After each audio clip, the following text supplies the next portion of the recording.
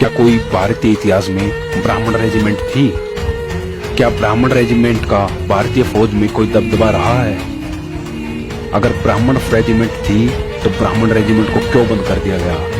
अनेकों सवालों के जवाब मिलेंगे आज आपको इस वीडियो में। जय श्री राम दोस्तों।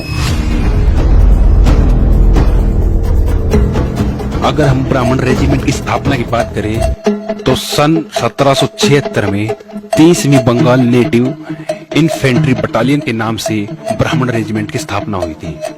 दोस्तों, फर्स्ट ब्राह्मण ब्रिटिश इंडियन आर्मी की इन्फेंट्री विंग से संबंध रखती थी, जिसको अवध के राज्य से सन 1776 में कप्तान टी नेलोर ने बनाया था।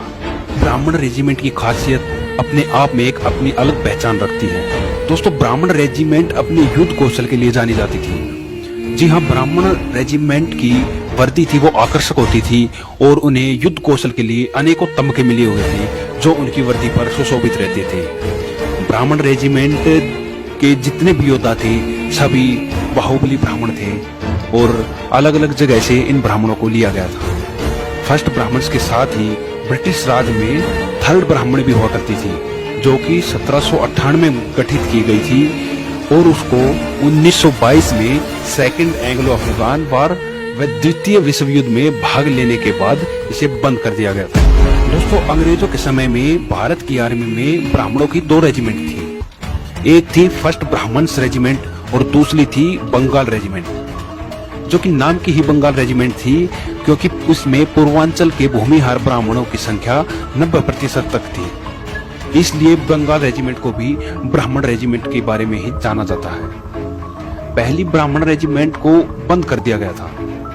दोस्तों, हम आपको बता दें कि ब्राह्मण रेजिमेंट को अंग्रेजी शासनकाल 1931 में ही बंद कर दिया गया था। अनेकों कारण थे इसके, उसी कारणों को हम आगे जानेंगे। कारण नंबर 1 था कि 1857 के विद्रोह में इस रेजिमेंट ने अंग्रेजों के खिलाफ हथियारबंद विद्रोह किया था।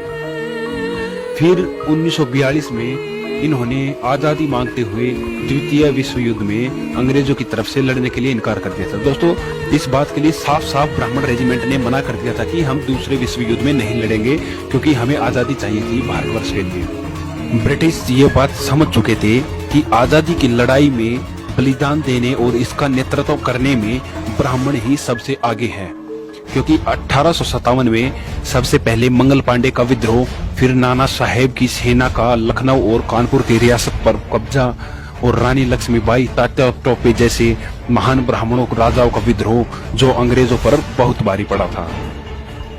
दोस्तों, ब्राह्मण रेजिमेंट ने अंग्रेजी साम्राज्य को बहुत नुकसान पहुंचाया।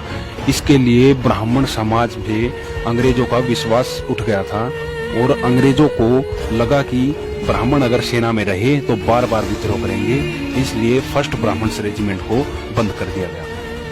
और बंगाल रेजिमेंट में भी पूर्वांचल भूमिहार ब्राह्मणों की भर्ती पर रोक लगा दी थी। ब्रिटिश लोगों ने सेना में सिर्फ अपने वफादार रेजिमेंट को रखा था, बाकी ब्राह्मण रेजिमेंट को हटा दिया गया था। दोस्तों, दुख की बात ये नहीं है कि अंग्रेजों ने ब्राह्मण रेजिमेंट को बंद कर दिया, बल्कि दुर्भाग्य ये है कि आजादी के बाद भी भारतीय गणराज्य के प्रशासन को सही ढंग से न चलाने वाले कम समझ के नेताओं ने अंग्रेजों वाले प्रारूप को जारी रखा।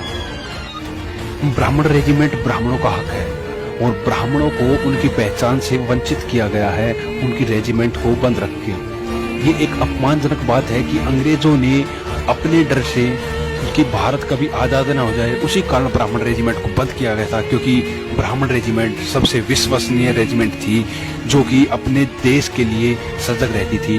ब्राह्मण रेजिमेंट के योद्धा भारतवर्ष के लिए मर मिटने के लिए हमेशा तैयार रहते थे और उसी रेजिमेंट को आज भी बंद रखा गया है।